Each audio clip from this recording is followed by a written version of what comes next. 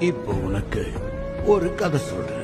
அவங்க சரித்திர நாயகர்கள் ஆகிறதுக்கு முன்னாடி முஃபாசாவும் வருங்காலத்துல ஸ்கார்னு அழைக்கப்பட போற இளவரசர் டாக்காவும் சகோதரர்களா ஆனாங்க. ஹேய், உன் பேர் என்ன? முஃபாசா.